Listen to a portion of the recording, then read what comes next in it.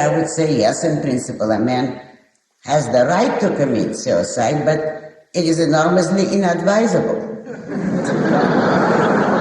Only you could not pass any kind of legal measure to prevent a suicide. You know, incidentally, they tried it in Soviet Russia years ago, and I don't know whether they still have it. But they had a wave of suicides of party members in the 20s, the early revolutionists who were disillusioned.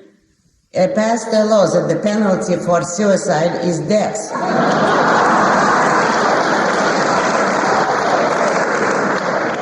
So you see, that illustrates the problem in passing judgment on such an issue as suicide.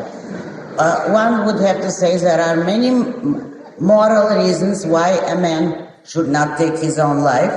One would also have to say there are situations in which he may have perfectly valid reasons, and it is his own life, and there is nothing that the law or other people could do about it. Now, euthanasia is more complex because here, the life of another person is involved. And here I would say, in principle, if a man in advance, not under the attack of pain, but maybe even then, made arrangements that he does not want to have unbearable pain, and it can be proved that this was his desire, in such a case, in principle, I would say it is his right and the doctor's right. But it would be a horrible issue to attempt to put into law, because I cannot quite project, and I don't know whether anyone could, the safeguards that will have to be introduced in order to prevent any possibility of an unscrupulous doctor in cahoots with unscrupulous relatives finishing somebody's life who is not in pain. It can always happen.